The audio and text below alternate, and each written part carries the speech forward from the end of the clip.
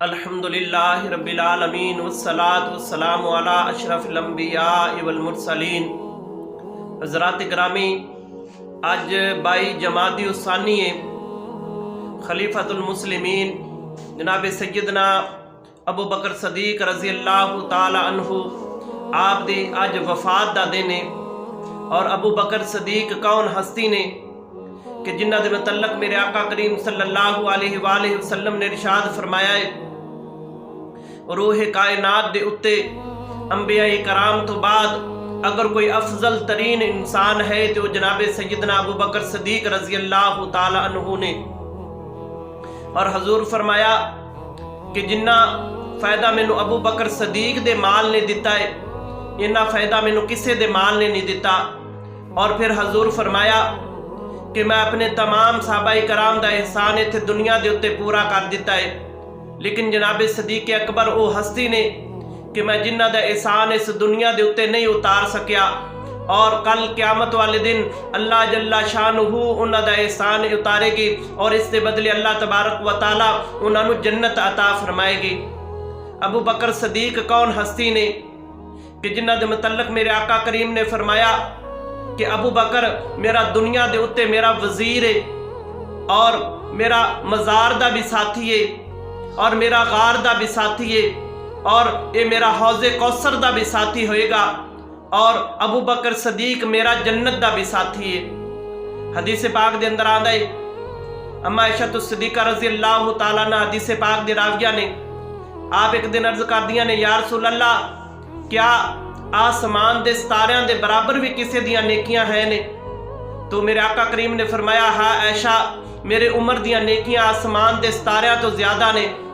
تو اماں جی خاموش ہو گئیاں۔ تو حضور نے پوچھا، عائشہ خاموش ہو گئی ہو؟ تو عرض کی تھی، یا رسول اللہ میں سمجھیا کہ میرے باپ ابو بکر دیاں نیکیاں آسمان دے ستاریاں تو زیادہ نے۔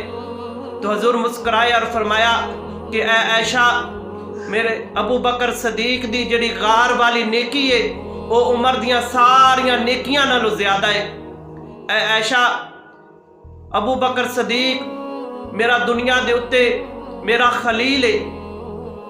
حضرت ابو بکر صدیق کون ہستی نے کہ جنہ دے متعلق میرے آقا کریم صلی اللہ علیہ وآلہ وسلم نے ارشاد فرمایا کہ حضرت ابو بکر صدیق وہ ہستی نے کہ جنہ نے میں جدو اعلان نبوت فرمایا لوگاں نے مینو جھٹلا دیتا، میرے اپنیاں نے جھٹلا دیتا، لیکن سیدنا صدیق اکبر نے مینو صدقتا یا رسول اللہ کیا، اور انہوں نے میری مدد فرمائی، مال دے نال بھی میری مدد فرمائی، اپنی جان دے نال بھی مدد فرمائی، اور اپنی اولاد دے نال میری مدد فرمائی۔